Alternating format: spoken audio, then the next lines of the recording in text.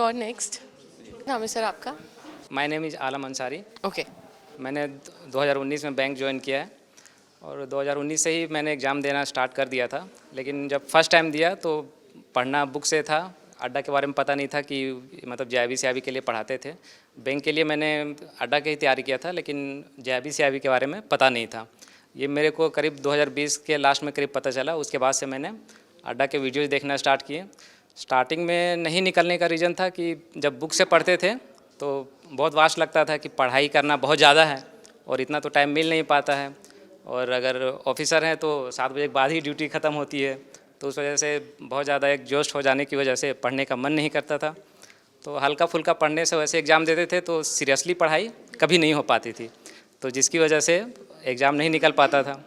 तो मार्क्स करीब 38-40 ऐसे आते थे तो लगता था कि निकाल पाना मुश्किल लगने लगता था।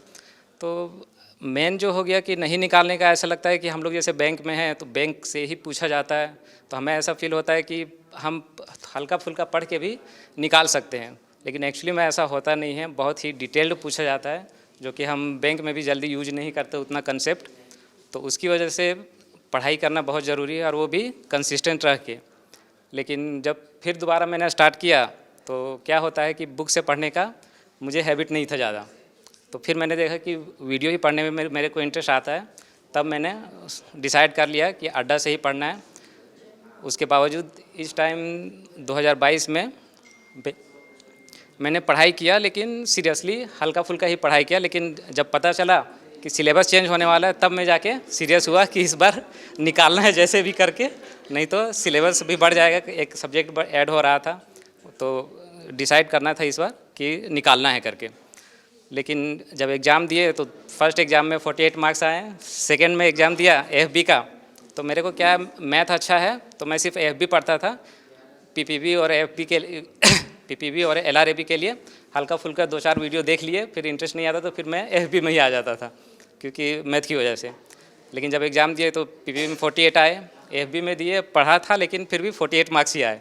अब मेरे को टारगेट था कि 54 मार्क्स लाना है कैसे भी, और एलआरबी में हल्का फुल्का ही पढ़ा था।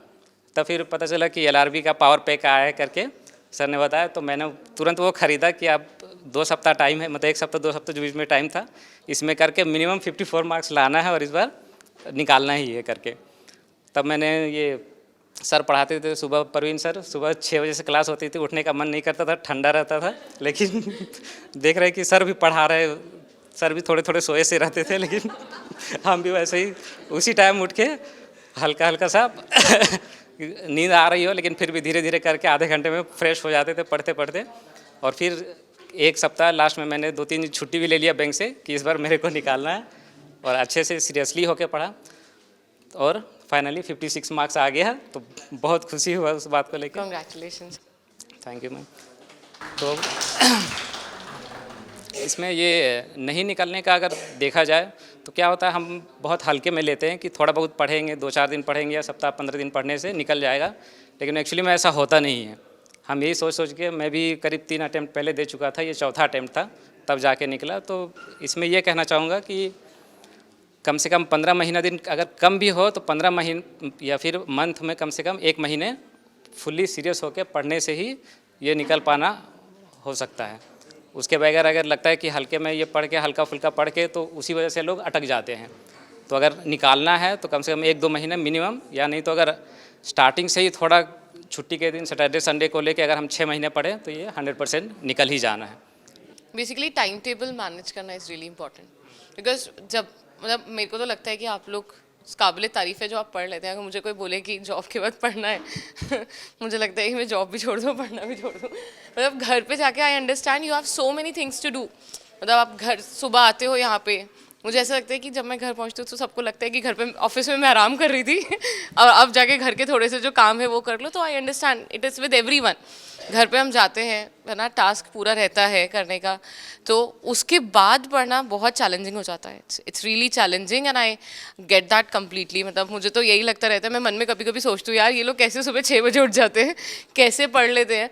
और उसके बाद ऐसा नहीं कि 6 बजे उठ के, जैसे मेरे पास एक अपॉर्चुनिटी है कि अगर मैं 6 बजे से 9 बजे तक क्लास ले रही हूँ तो I can still sleep for 1 hour, I can manage that, मैं 11 बजे ऑफिस आ जाऊँगी। But you don't have that thing. आपको ऑफिस जाना है, फिर आप वो 7-8 बजे लौट कर आओगे और बीच में हमारे जैसे ही कस्टमर्स आपके पास आते हैं, तो मैं समझ सकती हूँ कि कैसा रहता होगा. सो इट इज़ पूरा डे का एंगेजमेंट है and you have to be very active, है ना. दिन में हमारे पास तो ब्रेक होता है, but you guys are like into it, और उसके बाद भी निकालना, it's really appreciable. Congratulations once again and to all of you.